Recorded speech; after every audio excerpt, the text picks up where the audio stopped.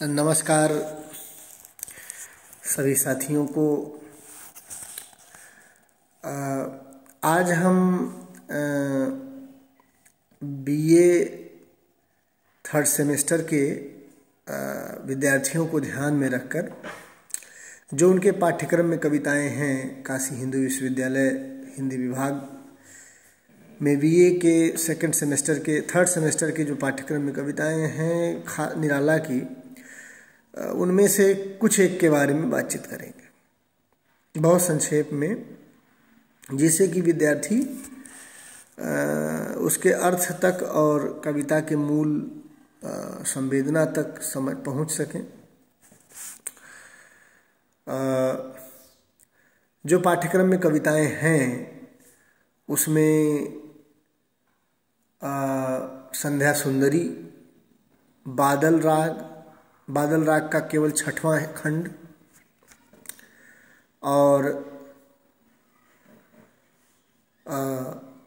स्नेह निर्झर बह गया है, तोड़ती पत्थर तथा राजे ने रखवाली की जैसी कविताएं,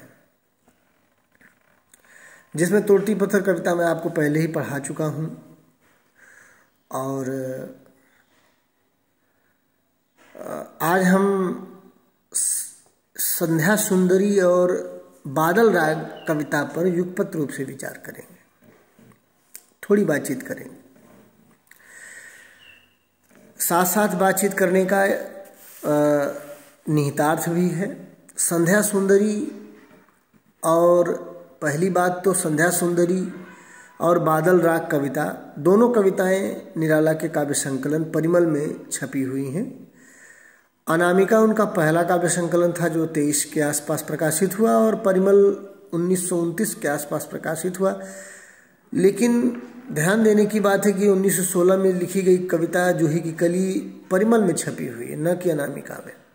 यानी कि अनामिका और परिमल दोनों में निराला की 1915 के बाद यानी 1916 से लेकर के 1930 के बीच की कविताएं हैं। और समय के लिहाज से ज़्यादा ज़रूरी ये जानना है कि अनामिका और परिमल दोनों काव्य संकलनों में निराला की जो कविताएं छपी हैं उनकी प्रवृत्तियां क्या हैं, यानी कि उनकी मूल संवेदनाएं क्या हैं, इस नज़रिए से जानना ज़्यादा ज़रूरी है। और वो ये कि निराला की जो सौंदर्य बोधात्मक कविताएं हैं, सौंदर्य चित्रण की कविताएं हैं, प्रकृति प्रेम की कविताएं हैं, रहस्य भावना की कविताएं हैं, छायावादी भावबोध की गहरी अनुभूति की कविताएं हैं, वे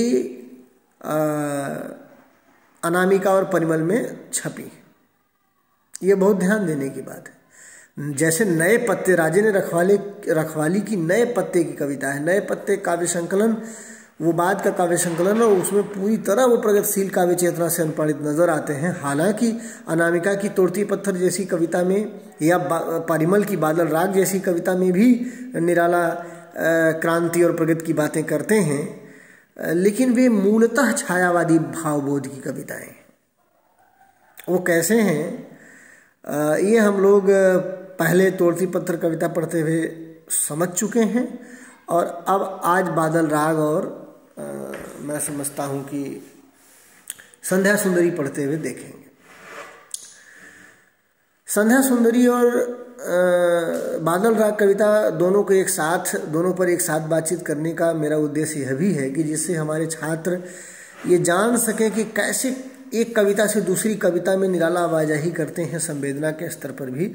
जैसे आप एमए में जब जाएंगे तो आप पाएंगे कि सरोज स्मृति कविता जहाँ समाप्त होती है 1935 के आसपास की कविता कि एक और मन रहा राम का जो न थका, यहाँ से राम की शक्ति पूजा शुरू होती है।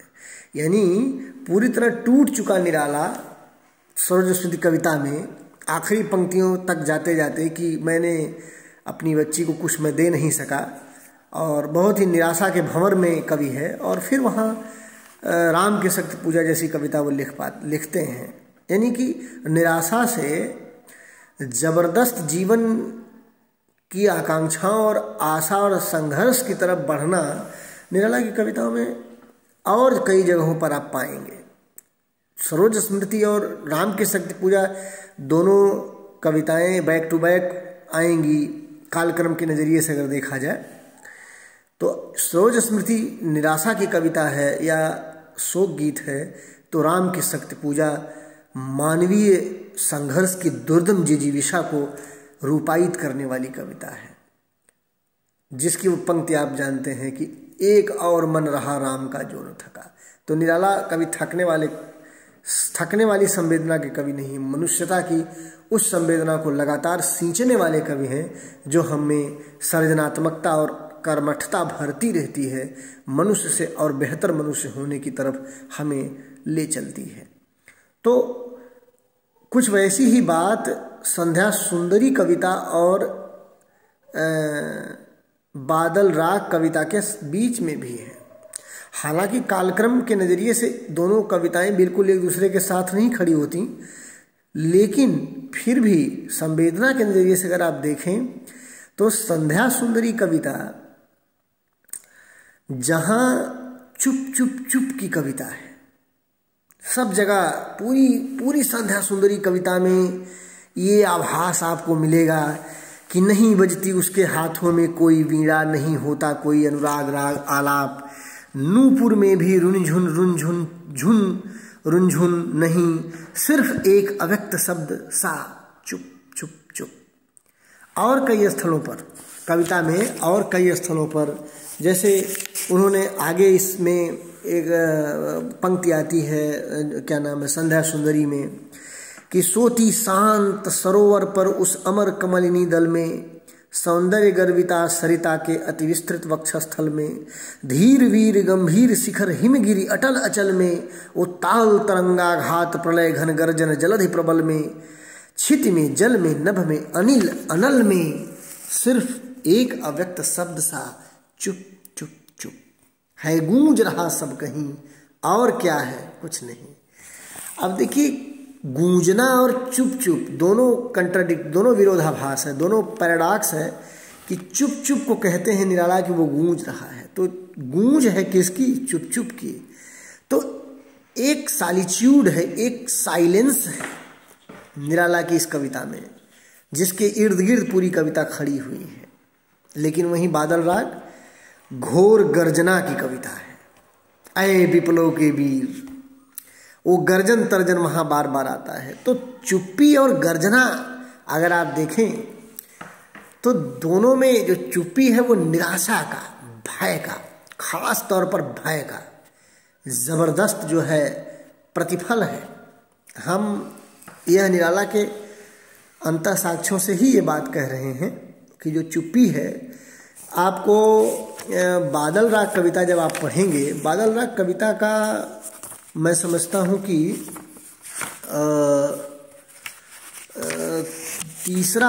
दूसरा जो खंड है उसमें एक जगह पर आता है कि अय न व्यथा पाने वाले, बादल को संबोधित करते हैं निराला, कहते हैं कि अय न व्यथा पाने वाले, भय के माया मय आंगन पर गरजो विप्लव के नव जलधर। भय के माया मय आंगन पर गरजो विप्लव के नव जलधर। ये मायामय आंगन किस चीज का है? भय का है। और इसी मायामय आंगन में जो भय मौजूद है, भय का जो मायामय आंगन है, जिसमें संध्या सुंदरी में चुप चुप चुप है, उसी में बादल राग तक जाकर निराला उसी में गरजो विप्लव के नव जलधर, गर्जना की बात करते हैं। उस मायामय भय के मायामय आंगन में गर्जना की मांग करते हैं आगे बादल राग कविता में। यानी कि जब आप संध्या सुंदरी कविता पढ़ें तो पूरी कविता जब आप पढ़ेंगे तो उसमें पाएंगे कि आखिरी 3 पंक्तियों को छोड़कर, आखिरी 3 पंक्तियां जहां आता है, अर्धरात्रि के निश्चलता में हो जाती वह लीन, सांझ जो है वो धीरे धीरे अर्धरात्रि की निश्चलता में चली जाती है। और तब क्या होता, जो आखिर की 3 पंक्तियां हैं संध्या सुंदरी में, कवि का बढ़ जाता अनुराग, विरहा कुल कमनीय कंठ से आप निकल पड़ता, तब एक विहाग, विहाग का मतलब विरह का गीत। यह एक ऐसा राग है जो विरह अनुभूति या विरह जब बिछोह होता है, अलग होने की पीड़ा से छटपटा के निकलने वाला राग है, उसको विहाग कहा जाता है। प्रसाद ने भी बीती विभावरी जागरी में विहाग शब्द का प्रयोग आंखों में भरे विहागरी लिखा है, वो वही है। बिछोह का जो राग होता है उसको विहाग कहते हैं। अब आप देखिए कि संध्या सुंदरी कविता की अंतिम 3 पंक्तियों में कवि कहता है कि वह उसका अनुराग बढ़ जाता है उस सांझ के प्रति, उस संध्या सुंदरी के प्रति जो अंततः अर्धरात्रि की निश्चलता में जाकर सो जाती है या बिल्कुल चुप हो जाती है, और वह विरहाकुल हो जाता है और उसका कमनीय कंठ जो सुंदर कंठ है उससे खुद ब खुद एक विहाग निकल पड़ता है। तो ये कविता दरअसल, संध्या सुंदरी कविता दरअसल प्रकृति में जो लगातार प्रकृति में जो तमाम तरह की हलचलों और तमाम तरह की गतिविधियों के बीच जो प्रकृति की चुप्पी है, जो उसकी शांति है, जो किसी किसी समय प्रकृति पूरी तरह नीरव हो जाती है, उस नीरवता के साथ कवि का संवाद, कवि के भीतर प्रकृति के साथ जो अनुरक्त, जो अनुरागात्मक लगाव है, जो उसका रागात्मक रिश्ता है, पूरी कविता सिर्फ इसी ताने बाने पर बुनी गई है कि एक तरफ प्रकृति है और दूसरी तरफ कवि का उसके साथ एक रागात्मक संबंध है। और जब प्रकृति चुप हो जाती है, हर तरफ चुप्पी होती है, जब ये संध्या सुंदरी का जिक्र करते हैं निराला, तो उन्होंने समस्त सृष्टि में मने लिखते हैं कि नहीं बजती उसके हाथों में कोई बीड़ा, नहीं होता कोई अनुराग राग आलाप, उसके नूपुर में भी कोई रुंझुन नहीं है, और चारों तरफ एक अव्यक्त सा शब्द है, वो भी व्यक्त नहीं है, वो चुप्पी भी व्यक्त नहीं है, वो भी अव्यक्त है, एकदम सूक्ष्म चले जाते हैं। और फिर देखिए जरा, वो पूरी सृष्टि जो है उसी चुप्पी से आप्लावित है। कहते हैं कि है गूंज रहा सब कहीं। अब देखिए चुप्पी का गूंजना ये अपने आप में ही कंट्राडिक्शन का सौंदर्य है। चुप्पी भी गूंज रही है और गूंजना अपने आप में ध्वनि मूलक है, लेकिन यहाँ पर चुप्पी को भी गूंजते हुए दिखाते हैं निराला, और कहते हैं कि व्योममय चुप्पी जब गूंजेगी तो और घनघोर चुप्पी होगी। व्योम मंडल में समस्त आसमान, जगती तल में सोती शांत सरोवर पर उस अमर कमलिनी दल में, माने शांत सरोवर कमलिनी दल सब जगह वो चुप्पी है। सौंदर्य गर्विता सरिता, माने सौंदर्य से भरी हुई जो नदियां हैं वहां पर उनके विस्तृत वक्षस्थल पर भी चुप्पी है। धीर वीर गंभीर जो शिखर है, उन पर्वतों के शिखरों पर, हिमगिरी पर अटल अचल सब जगह वो चुप्पी और स्थिरता है, अटलता है। अचल का मतलब जड़वत हो गए। और उत्ताल तरंगा घात प्रलय घन गर्जन जलधि प्रबल में आप देखें कि सागर में भी जो उत्ताल तरंगों से हमेशा भरा रहता है, वहां भी एक चुप्पी है। यहाँ तक कि चुप्पी छिति में है, जल में है, नभ में है, अनल अनिल में, पांचों तत्वों में, छित जल पावक गगन समीर, पांचों तत्वों में चारों तरफ सिर्फ एक अव्यक्त शब्द सा चुप चुप चुप। यानी कि समूची सृष्टि, पूरी प्रकृति जब चुप्पी की तरफ चली जाती है तो कभी बेचैन हो जाता है। क्यों? क्योंकि जो उसका रागात्मक संबंध है प्रकृति के साथ, वह उसको चुप नहीं रहने देना चाहता। जब वो चुप हो जाती है तो वो अकेला पड़ जाता है और वह बिरहाकुल होता है, और फिर वियोग की एक पीड़ा उसके भीतर से निकलती है। तो साथियों, संध्या सुंदरी कविता को छायावाद के कवि के मन में जो प्रकृति के प्रति रागात्मक लगाव है और वो प्रकृति को प्रेयसी की तरह लेता है, और प्रकृति की चुप्पी यानी उसकी शांति, उसका चुप, उसकी नीरवता उसको बेचैन कर देती है। वह प्रकृति के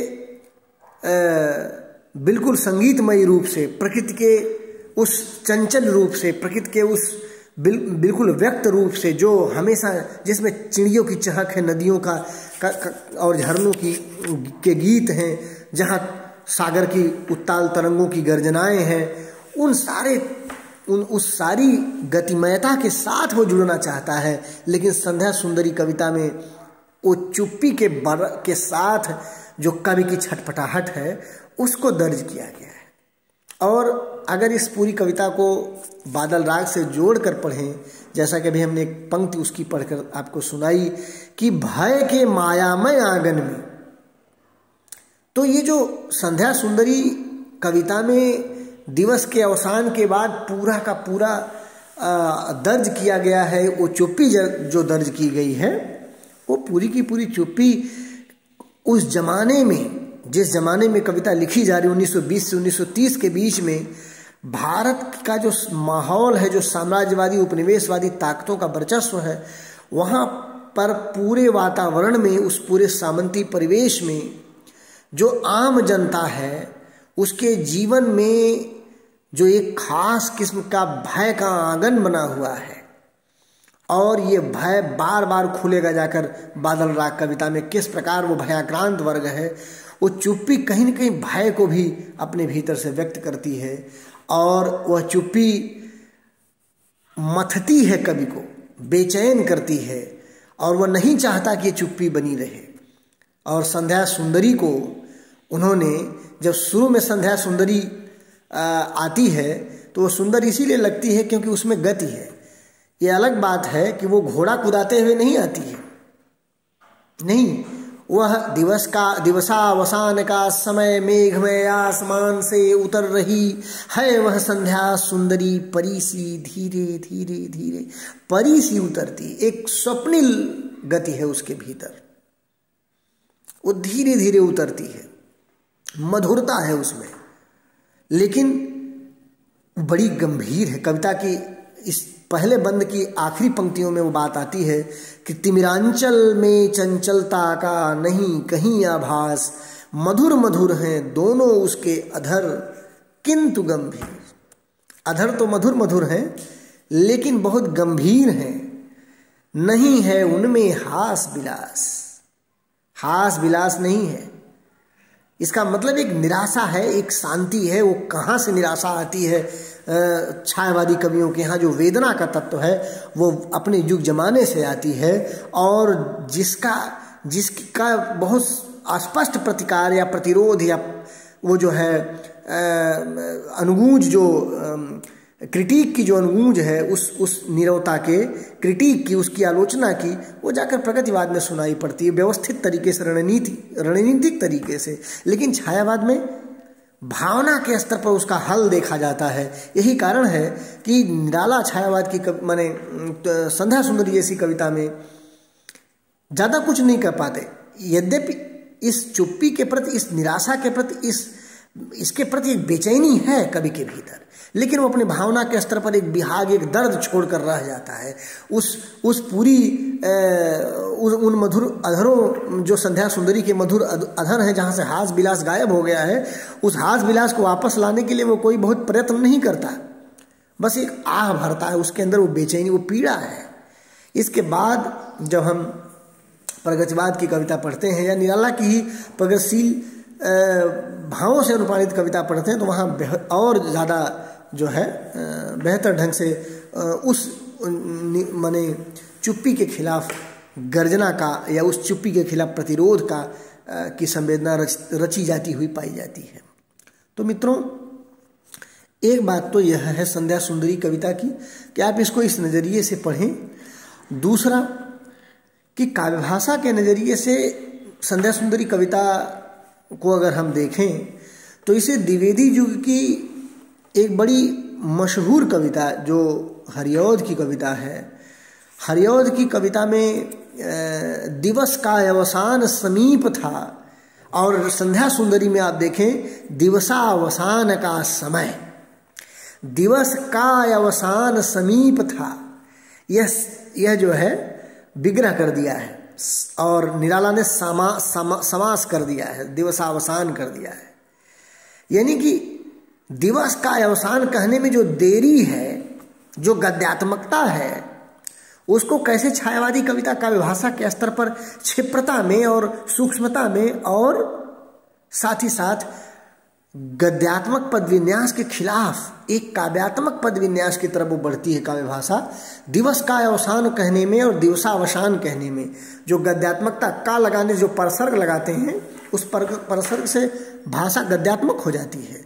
लेकिन का निकाल लेने से, दिवसावसान कह देने से भाषा में एक त्वरा आती है, एक क्षिप्रता आती है और वो काव्य पथ पर जैसे ढुलक पड़ती है।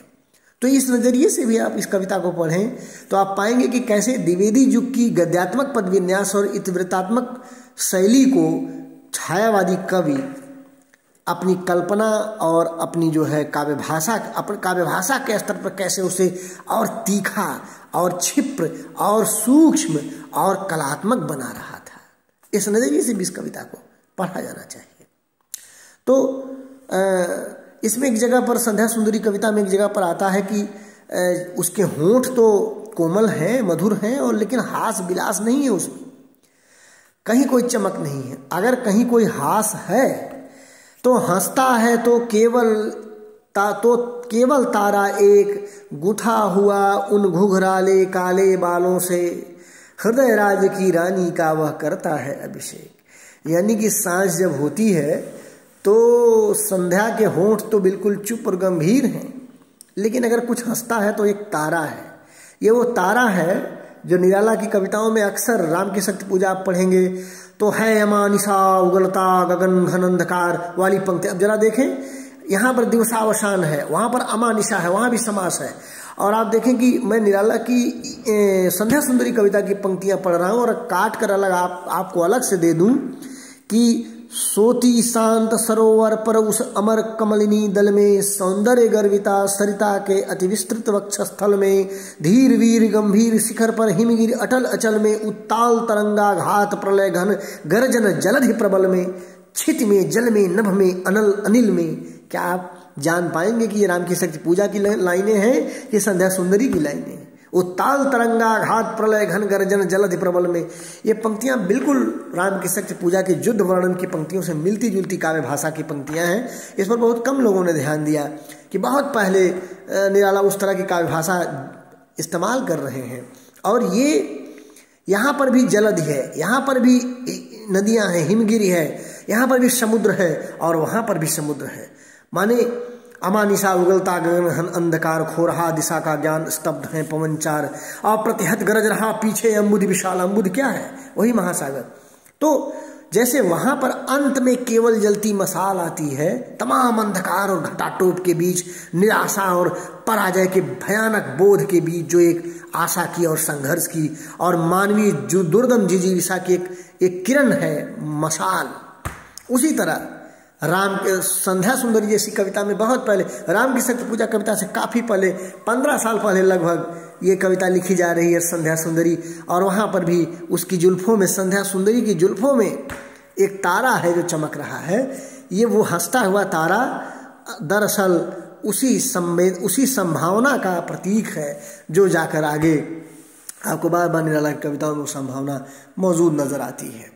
तो संध्या सुंदरी कविता को जब आप पढ़ रहे हैं तो ये देखें कि एक चुप्पी, एक निराशा, एक भय और एक उस घनघोर जो है परिस्थिति की कविता है जिसके भीतर कवि का प्रकृति के साथ जो रागात्मक संबंध, जो एक लगाव है, उसके कटाव के बीच वो बेचैन होता है। और उस निराशा, उस चुप्पी को कवि रचता है जो आगे चल करके बाल राज जैसी उसी काव्य संग्रह में, परिमल में ही वो गर्जना की कविता रचते हैं, क्रांति की। तो कैसे निराला संवेदना के स्तर पर विकास करते हैं, ये देखने के लिए भी आप जो है संध्या सुंदरी के बाद बादल राग पढ़ें। और हम फिर आपको बादल राग कविता से जोड़ेंगे अगले वीडियो में।